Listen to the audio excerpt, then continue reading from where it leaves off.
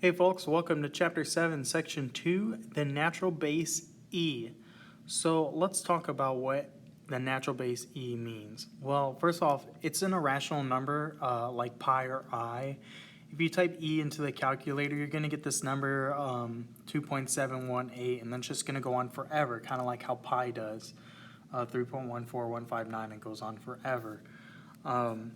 The precise definition of it, though, is as you approach infinity for the function 1 plus 1 over x to the power of x, the value approaches 2.71828182846 and so on. So basically what that means is the bigger the numbers you plug in, the closer they are going to get to this number, the 2.718. Okay, so they're used, e is used oftentimes in logs, and I remember using e a lot in calculus, I think. So it comes up again in other math classes. Is the point I'm trying to make. The first section here is pretty simple. It should be kind of a review as to properties of exponents. But e is just your base. So e to the third power times e to the sixth power, that's the same thing as saying adding your exponents together, e to the power of 3 plus 6. So that's e to the ninth, and that's really all there is to say about part A. For part B, it's 16e to the fifth over 4e to the fourth. So you're going to divide your numbers like normal, and then if you're dividing exponents, you subtract them. Okay? So doing that, 16 divided by 4 is 4, and 5 minus 4 is 1, and anything to the power of 1 we don't really need to write the exponent for. So it's just 4e for example B. For example C, well, if I were to distribute this 2, I will be multiplying it times this power, because anytime you raise a power to a power, you multiply them together. But it's going to distribute to the 3 like normal. So I'm going to do 3 squared, that's 9. And then I'm going to do e to the negative 4x times 2. Negative 4 times 2 is negative 8. So I have 9 e to the power of negative 8x. All right? And so we don't want to write negative exponents. What do they mean? They mean fractions. So whatever is with that negative exponent goes on the bottom of a fraction. So the official answer here is 9 over e to the power of 8x. All right. So moving on, let's talk about the graphs of a natural base function.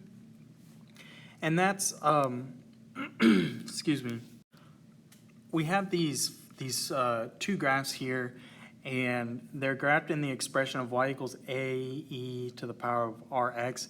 A and r are just coefficients. And so in these examples, we're just talking about a being positive. If a were negative, your graph would flip and you would be going downward, or instead of, just going down like below underneath the x-axis, whether it's growth or decay. So we're not talking about that. We're talking about when r is positive or negative, meaning is the exponent positive or the exponent negative. So if the exponent is positive, you have a growth function. If the exponent is negative, you have a decay function. It's going to go down from left to right. Okay? So it doesn't really matter what number is in front of the a, okay? So it doesn't matter if it's a fraction or an exponent. All right? All that matters is if our exponent is positive, which it is. So this is growth. The next one, our exponent is negative, so that's decay. The last one, I have a 1/4 in front, but my exponent is positive, so it's still going to be a growth function, all right? And that's it for these. We're just identifying growth and decay on this section, okay? So what else can we talk about when we're talking about graphs? We can talk about transformations. So here we're going to talk about how they differ from y equals e to the power of x, and then we're going to identify the domain and range of each, okay? So the first example, we have y equals e to the power of x minus 2. This is on the inside right here, because you know it's on the inside if it's included with the x, and so since the x is the exponent, if you include anything in the exponent, that's considered being on the inside of the function. So remember, if you add or subtract on the inside, you go left or right, and then you might be tempted to say minus 2 is left 2, but remember that's opposite, so it's actually going to go right 2. All right? And then what you can also do is, of course, look at the graph, and the graph should, it should confirm what you just said. So I said that it went right 2. So it's hard to tell since the e-graphs are curved, but if you look at it right here, you have one point that's very important. So e to the power of x goes through 0, 1. All right? So if you go right 2, it's not going to go through 0, 1. It's going to go through 2, 1. All right? So you would look for that one point right there and see how it transferred over to identify the left and right movements. Okay? Same thing for up and down as well, and we'll get to that. Now this example is x plus 1, so I have x plus 1 that's on the inside, so it's going to go left 1, all right? So let's look at the graph of it, and instead of it going through 0, 1, it should go through negative 1, 1, and it does. There's the graph of it right there. I have the original graphed in green, the new one graphed in purple. It went 1 unit to the left. For part C, we got a couple things going on here. What does this 1/3 do? Remember, if it's multiplying on the outside, that's either going to be a vertical stretch or a vertical compression. Maybe you use stretch or shrink. Shrink is the same thing as compression. If it's smaller than 1, it's going to compress or shrink. All right, so our curve will look less pronounced, I guess you could say it, one way of describing it. And if you have a negative on the inside, that's inside reflections go across the y-axis. And in fact, we just talked about that right here. If you have a negative exponent, that's going to make it reflect on the y and make it an exponential decay function. So here I'm going to write that it's going to reflect on the y-axis. Okay, and then here I have a plus 1, that's on the outside. See how it's not included with the x? So if you have stuff on the outside, it's just going to move it up or down, and that's like normal. So here, this one's going to just go up 1, okay? So there are 3 specific transformations on there. So let's go ahead and look at the graph to confirm things. So looking at the graph, it's pretty easy to confirm that it flipped across the y-axis as it's going a different direction. And it's also easy to confirm that it went up 1 because it goes through, it's getting close to the 0 line here, and now it's getting close to the 1 line there, so it went up 1. It's harder to tell about the vertical compression. You might want to look at a more zoomed out picture. But yeah, just remember if you're multiplying on the outside, it's vertical compression or vertical stretch. It just depends if that number is bigger or smaller than 1. So speaking of numbers that are bigger and smaller than 1, this 3 is bigger than 1, so that 3 is going to vertically stretch. All right? And notice how I ignored the negative because the negative doesn't really affect stretch or compress. The negative makes it reflect on the x or reflect on the y. This negative is on the outside. It's not included with the variable x, so that's how you know it's on the outside. So instead of reflecting on the y, I'm going to reflect on the x-axis, or across it, I should say. And then this negative 5 is on the outside, so I'm going to either move up or down. In this case, I'm going to move down 5, okay? So let's look at our graph now. Okay, so here you can see the original graphed in red and the new one graphed in blue. It clearly flips across the x-axis. And then how can you tell that it went down 5? Well, look, it's approaching the y equals 0 line, and now it's approaching the y equals negative 5 line because it went down 5 units. Okay, so yeah, that's it for the transformations. Let's go back and let's talk about how the domain and the range is affected on all these. So the domain for e to the power of x is that it's going through all real numbers because it's moving left and right freely, okay? But it can't move up and down freely. It can't pass through 0. So the range is going to be y is greater than 0. And so if I add or subtract a number going left or right, it's still not going to affect my domain. My domain's still going to be all real numbers because I'm still passing through all the positive and all the negative ones, okay? Is it going to affect my range? No, not really. Is the range going to be above a different number than 0? Can it still not equal 0? No, I said that weird. It's still not going to be able to equal 0, so it's still going to be y is greater than or equal to 0. If you move left or right, it's not going to affect the range. The range matters if you moved it up or down, or maybe you did a reflection or something like that.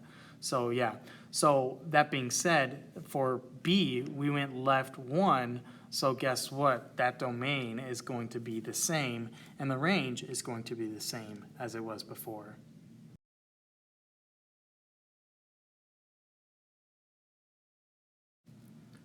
So here on the next example, you can see that we have more stuff going on, but the domain is going to be all real numbers. Why is that? You reflected across the y-axis, but I'm still going through the left and all the right numbers. So I'm still going through all positive infinity and negative infinity. So my domain is still all real numbers. In fact, it's pretty safe to conclude that the domain for all these is going to be all real numbers because you're not restricting anything left and right, whether you move it left, right, up, or down. You can only restrict the range values, how low it goes or how high it goes, depending on if you translated it up or down.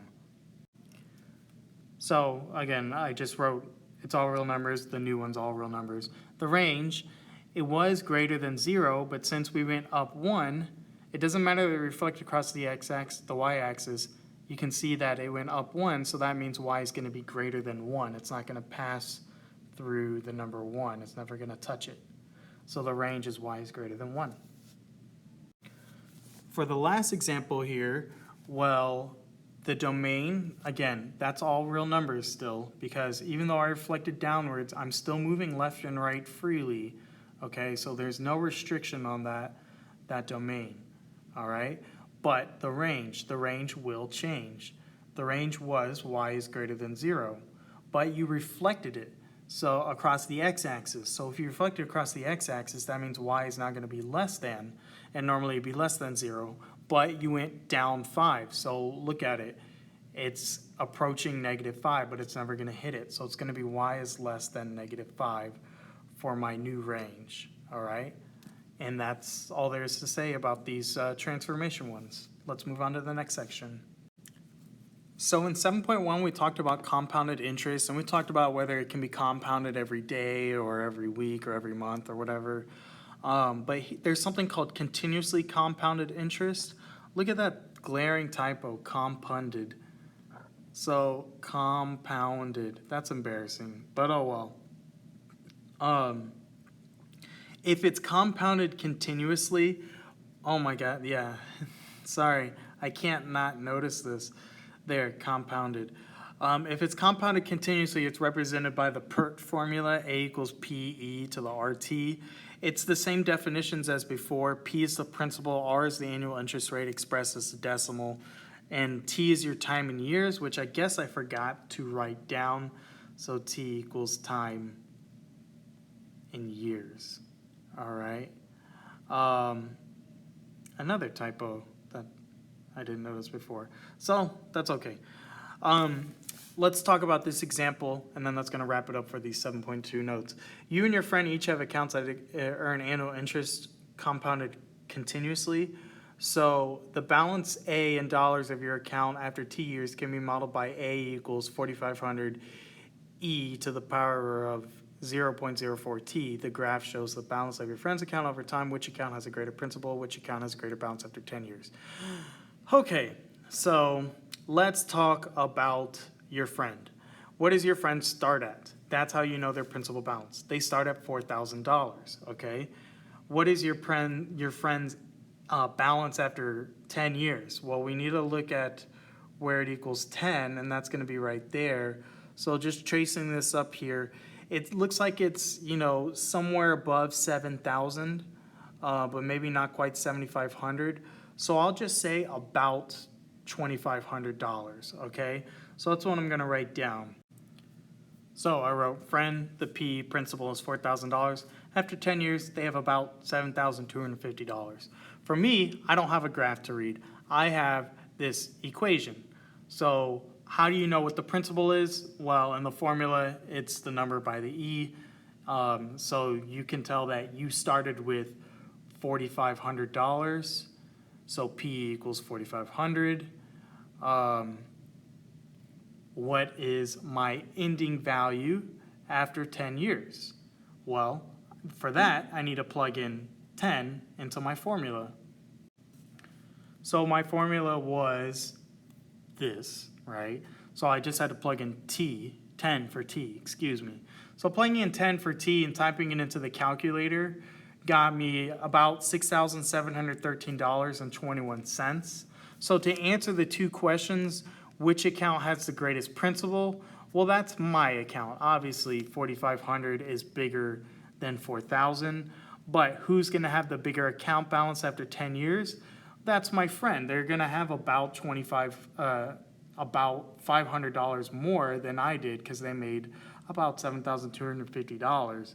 So the only thing I can conclude with this information is that their investment had a higher interest rate. All right. With that being said, we are finished with these notes, so stay tuned for Chapter 7, Section 3. Thanks. Bye. Oh, look. I already said T is time in years right there, so I didn't make a typo on that, just on this compounded thing. But, oh well, that's neither here nor there. Bye.